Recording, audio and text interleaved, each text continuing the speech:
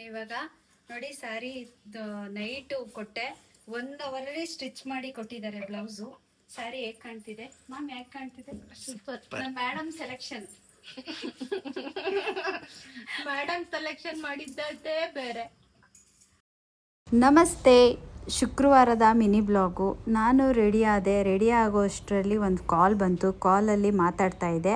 ಮಾತಾಡಬೇಕಾದ್ರೆ ನಮ್ಮ ಗೀತಾ ಮ್ಯಾಮ್ ತುಂಬ ಚೆನ್ನಾಗಿದೆ ಸ್ಯಾರಿ, ತುಂಬ ಚೆನ್ನಾಗಿ ಕಾಣ್ತಿದ್ದೀರಾ ಅಂತ ಅಂದರು. ಈ ಬ್ಲೌಸ್ನ ನಾನು ಬರೀ 2 ಅವರ್ಸಲ್ಲೇ ಬ್ಲೌಸು ಸ್ಟಿಚ್ ಮಾಡಿ ನನಗೆ ತಂದು ಕೊಟ್ಟಿದ್ದಾರೆ. ನಿಜವಾಗ್ಲೂ 6:15 7 ಗಂಟೆ ನಾನು ತೊಗೊಂಡೋಗಿ ಕೊಟ್ಟೆ.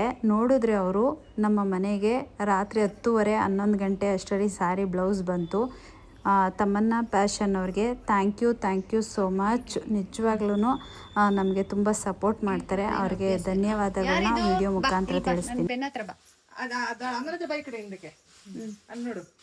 ಇವರು ನನ್ನ ಹೇರ್ ಸ್ಟೈಲ್ಗೆ ಎಲ್ಲ ಡಿಸೈನರ್ ಹೇಳ್ತಿದ್ದಾರೆ, ಯಾವ ಡಿಸೈನ್ ನಮ್ಮಮ್ಮಗೆ ಯಾವ ಡಿಸೈನ್ ಮಾಡಬೇಕು ಅಂತ. ಯಾವ ಡಿಸೈನು ಈಗ ಓಕೆ ಅಲ್ಲ ಚಿನಿ? ಹುಡು ಮಾತಾಡಲ್ಲ, ಹುಡು ಸೋಲೆಂಟ್, ನಮ್ದು ಆಗೋ ಥರ.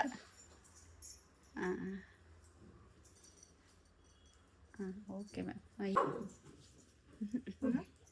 ಹೇಳಲ್ಲ ನಾವು, ಎಲ್ಲರಿಗೂ ಗೊತ್ತಾಗ್ಬಿಟ್ರೆ ಆಮೇಲೆ.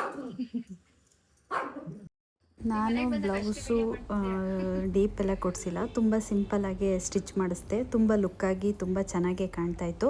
ಗೀತಾ ಮ್ಯಾಮು ನನಗೆ ಜಡೆನ ಹಾಕ್ಕೊಟ್ರು. ನಂಗೆ ತುಂಬ ಖುಷಿಯಾಯಿತು. ಹೇರ್ ಸ್ಟೈಲ್ ಅಂತೂ ಸೂಪರಾಗಿ ಮಾಡಿದ್ದಾರೆ. ನನ್ನ ಕೂದಲು ಬೇರೆ ಸಣ್ಣ ಇತ್ತು, ಅದರಲ್ಲಿ ಹೆಂಗೋ ಅಡ್ಜಸ್ಟ್ ಮಾಡಿ ಪಾಪ ಹೆಂಗೋ ಹೆಣ್ಣು ಕೊಟ್ಟರು. ನೋಡಿ ಹೇರ್ ಸ್ಟೈಲ್ ಎಷ್ಟು ಚೆನ್ನಾಗಿದೆ.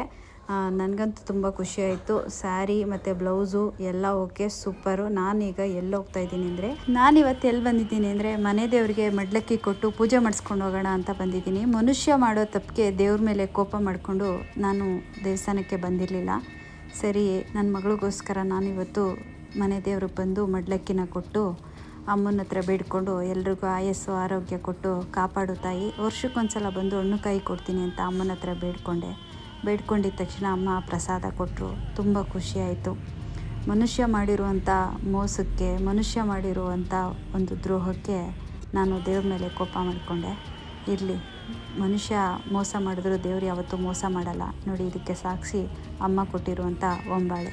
ನನಗಂತೂ ತುಂಬ ಖುಷಿಯಾಯಿತು. ನಾನು ಅಮ್ಮನ ಹತ್ರ ಬೇಡ್ಕೊಳ್ತಾ ಇದ್ದಾಗ ಅಮ್ಮ ನನಗೆ ಒಂಬಾಳೆನ ಕೊಟ್ಟರು.